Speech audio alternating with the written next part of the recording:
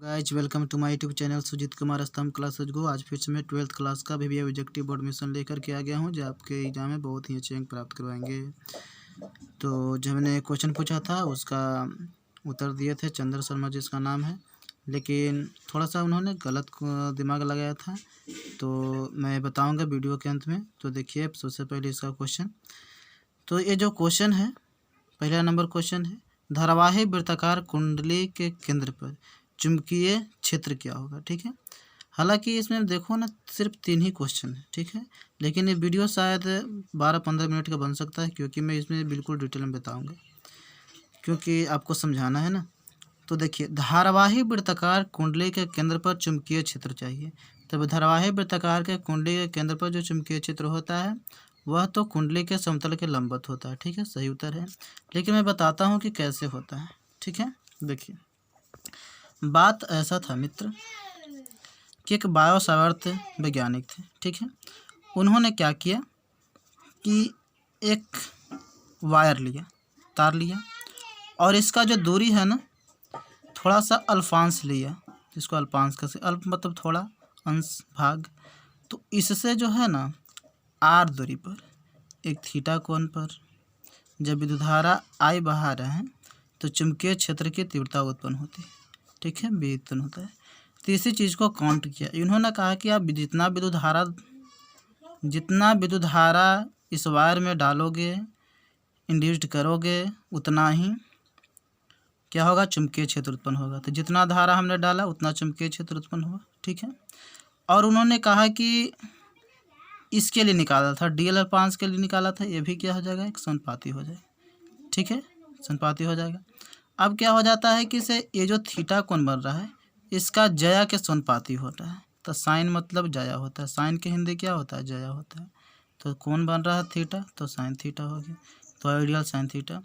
और जो दूरी है ना इसके वर्ग के व्युत्क्रमानुपाती होता है, तो आइडियल साइन थीटा बटा आर स्क्वायर हो गया।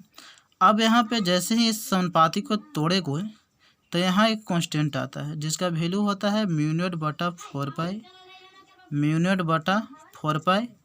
तो आइडियल साइन थीटा बटा r square, ideal sine theta बटा क्या हो गया, आर स्क्वायर हो गया। ठीक है, ये बायो सावर्त के नियम के अनुसार ये ऐसा। ठीक है, इस बात को तो आपने जान गया। तो यह तो था अल्पांश दूरी के लिए। ठीक है, लेकिन आपके प्रश्न में पूछा जा रहा है कि धारावाही वृत्ताकार कुंडली के केंद्र पर क्या होगा। वृत्ताकार कुंडली, मान लिया जाए कि यह वृत्त है। ठीक है, कि केंद्र पर यह पूछा जा रहा है। तो अल्पांश के लिए यदि ऐसा होता है, थोड़ा सा अल्पांश के लिए होता है, इतना से के लिए, इतना के लिए क्या होता है, बी बराबर होता है म्यू नॉट बटा 4 पाई आइडियल साइन थीटा बटा आर स्क्वायर होता है। ठीक है, तो हम लोग जानते हैं कि वृत्त पर यदि जो विद्युत धारा हम लोग डालते हैं, इंड्यूज करते हैं, तो इसका जो डायरेक्शन होता है ना, चुंबकीय क्षेत्र जो उत्पन्न होगा ये केंद्र के बिल्कुल लंबवत होगा। चाहे इस बिंदु पर देख लो, चाहे इस बिंदु पर देख लो, चाहे इस बिंदु पर देख लो, चाहे इस बिंदु पर देख लो। ठीक है, तो क्या हो जाएगा, लंबवत हो जाएगा। ठीक है, यह तो थीटा माना गया था चाहे जिस कोण पर हो, लेकिन यह वृत्त में कहा जा रहा है तो कोण 90 डिग्री थीटा होगा। तो देखो जैसे ही बायो-सावर्त नियम के अनुसार उसमें आप 90 डिग्री पुट करते हो तो म्यू नॉट बटा 4 पाई, और क्या हो जाता है, ये डीएल है, ये तो छोटा लंबाई के लिए था, लेकिन ये क्या है, तुम्हें वृत्त के लिए निकालना है, वृत्त के लिए निकालना है। तो वृत्त का जो ये परिधि होता है ना मित्र, ये जो लंबाई है, मतलब ये जिसको परिधि कहते हैं, तो यह हो जाएगा 2 पाई आर। क्या हो जाएगा, 2 पाई आर। हमने डीएल के जगह पर 2 पाई आर लिख दिया। क्या लिख दिया, 2 पाई आर। ठीक है, अब डीएल का काम खत्म हो गया। अब साइन थीटा, अब थीटा का जगह पर कितना रखना होगा, 90 डिग्री रखना होगा। ठीक है, साइन 90 डिग्री। ठीक, और बटा कितना हो जाएगा, आर स्क्वायर हो जाएगा। तो हाँ, तो लंबवत होता है तभी तो 90 डिग्री आया ना, तो इसलिए तो इसका हमने कहा था कि अगर धारावाही वृत्ताकार कुंडली के केंद्र पर चुंबकीय क्षेत्र पूछता है तो कुंडली के समतल के लंबवत होता है। तो लंबवत हुआ तभी तो 90 डिग्री हुआ। ठीक है, देखिए म्यू नॉट बटा 4 पाई इंटू आई बटा क्या हो जाएगा, आर से आर खत्म हो जाएगा, तो आर से आर खत्म हो गया, तो म्यू नॉट बटा 4 पाई इंटू आई बटा आर गुने क्या हो जाएगा, 2 पाई हो जाएगा। तो एक सूत्र तैयार होकर के आता है जो केंद्र पर के लिए चुंबकीय क्षेत्र उत्पन्न होता है। ठीक है, वृत्ताकार धारावाही वृत्ताकार कुंडली के केंद्र पर जो चुंबकीय क्षेत्र उत्पन्न होता है उसका सूत्र होता है B बराबर म्यू नॉट बटा 4 पाई इंटू आई बटा आर गुने 2 पाई। और यदि आपसे अगर प्रश्न पूछ दिया जाए कि आपको यह अर्धवृत्त के लिए चाहिए, तो यहाँ पे 2 पाई की जगह पर आप पाई कर दीजिएगा, है ना, 2 पाई की जगह पर आप पाई कर दीजिएगा। ठीक है, मतलब जितना के लिए अर्धवृत्त के लिए पूछ रहा है, 1/4 के लिए पूछ ले, है ना, तो 1/4 के लिए आप पाई/2 कर दीजिएगा, है ना। आप 2 पाई में से आप भागा दे दीजिएगा। अगर चौथाई पूछता है तो 4 से, अगर अष्टहाई मतलब 8 से भागा वाला पूछता है तो 8 से, मतलब इस टाइप के आप कर सकते हैं। तो ये सूत्र आपको तैयार हम भी करके बता दिए। इसमें 2 कॉन्सेप्ट मैंने इस्तेमाल किया। पहला कॉन्सेप्ट था बायोट-सावर्त के नियम से हमने डिराइव करके निकाल दिया है। ठीक है, तो ऐसा हुआ था। आप तो जानते ही हैं कि स्टड वैज्ञानिक ने क्या किया था, एक धारावाही कुंडली के चारों तरफ चुंबकीय क्षेत्र उत्पन्न करवाया था जो विद्युत धारा प्रवाहित करता था। तो उसी के अनुसार इन्होंने क्या कर दिया, बायोट-सावर्त नियम ने अल्पांश के कारण चुंबकीय क्षेत्र उत्पन्न करवा दिया। ठीक है, ये 1820 के बाद की कहानी है, तो आप जानते ही हैं। अब देखिए दूसरा नंबर क्वेश्चन क्या है। 2 समांतर तारों में विपरीत दिशाओं में धारा प्रवाहित होती है। 2 समांतर तारों में विपरीत दिशाओं में धारा प्रवाहित होती है, तो आखिर क्या होगा। तो देखो मैं बता दूं आपको, देखिए क्या बताते हैं। हम एक वायर लेते हैं और एक वायर लेते हैं, बिल्कुल पैरेलल में हमने रख दिया। तो क्या होता है, इसमें अगर I1 धारा डाल दें और इधर से हमने क्या किया, I2 धारा डाल दिया, तो क्या होता है कि इसमें I1 डालते हैं और I2 डालते हैं, डायरेक्शन चेंज है। इसमें क्या होगा, एक दूसरे को प्रतिकर्षित करने लगे। क्या होगा, प्रतिकर्षित करेगा। ठीक है, असमान धारा के कारण क्या होगा, प्रतिकर्षित करेगा। लेकिन हम लोग चार्ज में जब पढ़ते थे, नेगेटिव पॉजिटिव, तो क्या होता है, असमान आवेश के कारण क्या होता था, आकर्षित एक दूसरे को होता है। और प्लस प्लस प्रतिकर्षित होता था, माइनस माइनस प्रतिकर्षित होता था, लेकिन प्लस माइनस आकर्षित होता। लेकिन क्या हुआ, यहाँ पे धारा तो है सेम, लेकिन इसका डायरेक्शन चेंज होने की वजह से क्या हुआ, प्रतिकर्षित होने लगता है। ठीक है, और अगर डायरेक्शन इसका सेम हो जाए तो आकर्षित होने लगेगा। तो इस तरह से इसका कॉन्सेप्ट है मित्रों। तो इस बात को आप ध्यान में रखिएगा कि 2 समांतर तारों में विपरीत दिशाओं में धारा प्रवाहित किया जाता है, तो एक दूसरे को क्या करेंगे, विकर्षित करेंगे। कहीं ऑप्शन होगा, देखिए, एक दूसरे क्या करेंगे, विकर्षित करेंगे। तो ये उत्तर सही है, प्रतिकर्षित रहता तो प्रतिकर्षित होता। तो सही उत्तर इसका ए हो जाएगा, एक दूसरे को विकर्षित करेगा, ना कि आकर्षित करेगा। चलिए क्वेश्चन नंबर अगला देखते हैं। तीसरा नंबर क्वेश्चन क्या है, चुंबकशीलता की बीमा आखिर है क्या। ठीक है, तो चुंबकशीलता का बीमा तो वैसे ml t-2 और a के पावर -2 होता है, लेकिन ये I के पावर -2 आप बहुत जगह देखे होंगे। हालांकि इसका फंडामेंटल यूनिट होता है A और उसी में लिखना चाहिए, लेकिन ये प्रचलित हो चुका है, इसलिए ऐसा मान्यता दे दी गई। तो ml t-2 और I के पावर -2 हो जाएगा। ठीक है, तो अब इसको निकलता कैसे है, मैं उसको भी डिराइव करके मैं बता दे रहा हूँ। ठीक है, देखो बात ऐसा है मित्र कि हम लोग जानते हैं बायोट-सावर्त के नियम हमने जो अभी बताया, इसे हमने क्या बताया, म्यू नॉट बटा 4 पाई था। और यहाँ जो है ना चुंबकशीलता कह रहा है, इसको हम म्यू नॉट कहते हैं। क्या कहते हैं, म्यू नॉट कहते हैं। तो यहाँ तो आपके पास म्यू नॉट है, और म्यू नॉट बटा 4 पाई का जो वैल्यू होता है ना मित्र, म्यू नॉट बटा 4 पाई का जो वैल्यू होता है वो 10 के पावर -7 होता है। ठीक है, तो म्यू नॉट बराबर हो जाता है 10 के पावर -7 गुने 4 पाई। हालांकि इसका अगर मात्रक पूछो तो न्यूटन प्रति एम्पियर स्क्वायर होता है। अगर तुम्हें मात्रक यदि पता रहेगा ना, तो इससे आप डायमेंशन निकाल सकते हैं। कैसे, क्योंकि म्यू नॉट का जो चुंबकशीलता का जो मात्रक होता है वह होता है न्यूटन प्रति एम्पियर स्क्वायर, और वैल्यू 4 पाई गुना 10 के पावर -7। तो न्यूटन का क्या इतना होता है बीमा, ml t-2। चूँकि बल का मात्रक न्यूटन है, तो बल का तो ml t-2 होता है। मैंने पिछले वीडियो में पूरा डिटेल से बताया था बल का भी निकालने के लिए। तो ml t-2 हो गया। अब देखिए प्रति एम्पियर स्क्वायर, तो एम्पियर स्क्वायर है तो बटा में है तो ऊपर जाएगा तो क्या हो जाएगा, -2 हो जाएगा। तो ml t-2 और एक बार -2। एम्पियर को आपको क्वेश्चन में जो लिखा है ऑप्शन में, वो लिखा है I, लिखा है I के पावर -2। ठीक है। तो एम एल t-2 और a⁻−2 ऑप्शन होगा, कहीं आप देख सकते हैं t-2 और a⁻−2, इसलिए सही उत्तर यह है, अति बी है। वैसे इसका जो संबंध होता है ना, आपको प्रश्न भी ऐसा रहता है, ऐसा भी आपको क्वेश्चन का ही पूछ देगा कि बताइए म्यू नोड एप्सिलॉन नोड में, ये तो चुंबकशीलता हुआ, एक होता है हमने विद्युतशीलता ही पढ़ा है, तो उसका मैं संबंध को याद करके बता दूं तो देखिए बता देते हैं। तो म्यू नोड बराबर तो इतना आया, और हम लोग जानते हैं कि जो कूलाम का नियम था उसके अनुसार 1/4 pi epsilon node into Q1 Q2 बटा r² होता है। तो यहाँ जो है ना एप्सिलॉन नोड, यह विद्युतशीलता है और यह चुंबकशीलता है ना। तब यहाँ से म्यू नोड निकालिए, यहाँ से हमने क्या करेंगे ना 1/4 पाई एप्सिलॉन नोड आया, ठीक है।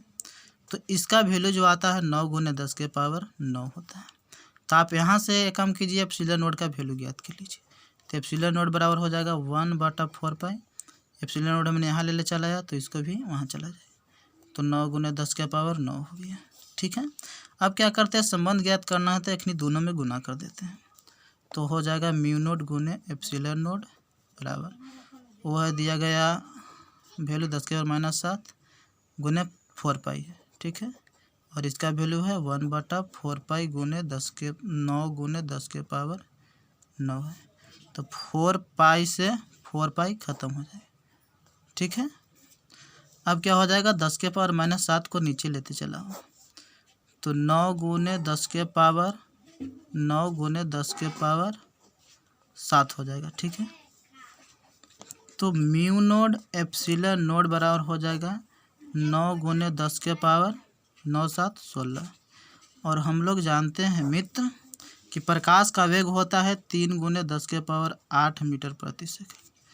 तो इसको कर सकते हैं क्या, 3 × 10⁸, और इसको स्क्वायर करेंगे तो हो जाएगा ना 3 × 10⁸ के स्क्वायर, 8 दूनी 16 भी हो जाएगा और 3 तिहाई 9 भी हो जाएगा, है ना। तो अब हम इसको लिख सकते हैं म्यू नोड एप्सिलॉन नोड 1/, इसको c² लिख सकते हैं। प्रकाश को हम c से सूचित करते हैं, प्रकाश को हम c से, तो c² लिख सकते हैं। अब c² बराबर 1/, म्यू नोड एप्सिलॉन नोड लिख सकते हैं, ठीक है।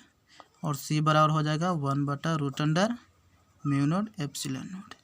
ये आपको सूत्र तैयार होकर के निकलते हैं। तो इस बात को आप ध्यान रखिएगा, इस पर बिहार बोर्ड में न्यूमेरिकल ही पूछता है, तो इसको मैंने डिराइव्ड करके बता दिया है। अब इस तरह का क्वेश्चन आएगा तो हमको डिराइव्ड नहीं करना पड़ेगा, ठीक है। इसको आप याद रखिएगा, ठीक है बच्चों। तो देखिए अब चुंबकशीलता का जो विमा है हमने बता ही दिया कि ml t-2 a⁻2 होता है। और अब देखते हैं कि जो हमने क्वेश्चन पूछा था, क्वेश्चन ऑफ द डे भी मैंने दूंगा, और जो हमने क्वेश्चन पूछा था उसका मैं कॉन्सेप्ट भी बता दूंगा। ये जो क्वेश्चन है हमने पिछले वीडियो में क्वेश्चन को पूछा था, ठीक है। और इसमें क्वेश्चन का उत्तर भी दिए थे, जिनका नाम है चंद्र शर्मा, जो हमने बताया ही था। तो थोड़ा सा मिस्टेक कर गए हैं वे, हालांकि वे मैट्रिक में उस टाइप का पढ़े थे, वैसे मैंने पिछले वीडियो में बताया था, लेकिन क्वेश्चन में फ़र्क था। देखिए यहाँ पे आप, तांबे के एक तार की लंबाई को दोगुना कर दिया जाए। किसको किया जा रहा है, लंबाई को दोगुना कर दिया जाए। क्या लंबाई को खींचकर दोगुना किया जा रहा है, तो कहा जाए कि नहीं, लंबाई को खींचकर तो दोगुना नहीं किया जा रहा है, लंबाई को सिर्फ दोगुना किया जा रहा है। अगर लंबाई को खींचकर दोगुना करता तो लंबाई तो 12 हो जाता है, और एरिया जो है से a/2 हो जाता है, तो 4 आ जाता है उत्तर, 4 गुना। लेकिन क्या होगा, लंबाई को दोगुना कर रहा है या दोगुना होगा। हम लोग जानते हैं कि प्रतिरोध पूछ रहा है, लंबाई को दोगुना कर दिया है तो नए प्रतिरोध का मान हम लोग जानते हैं कि R बराबर क्या होता है, ρl/a, ठीक है रामलाल। R बराबर क्या होता है, ρl/a होता है। तो ρl/a जब होता है मित्रों, तो L जो है ना डायरेक्टली प्रोपोर्शनल की क्या है, R का डायरेक्टली प्रोपोर्शनल है, मतलब कि क्या है, समानुपाती है। तो अगर लंबाई को हम दोगुना कर रहे हैं तो रेसिस्टेंस क्या हो जाएगा, दोगुना हो जाएगा, है ना। तो इसका सही उत्तर हो जाएगा 2 गुना प्रतिरोध हो जाएगा। लेकिन यदि तार को खींच करके करता, तार की लंबाई जो है ना, इस लंबाई को खींचता, ये लंबाई है ना, इसको सिर्फ दोगुना किया है, ऐसा नहीं खींच के, तो लंबाई को दोगुना करेगा तो इतना ही और होगा, तो प्रतिरोध क्या हो जाएगा, दोगुना हो जाएगा। लेकिन अगर लंबाई को खींच कर दोगुना किया तो ये कितना था, इतना था। लेकिन इसी को अगर खींचोगे तो इसका क्या होगा, जो इसका लंबाई भी है और इसका एरिया भी है, ठीक है।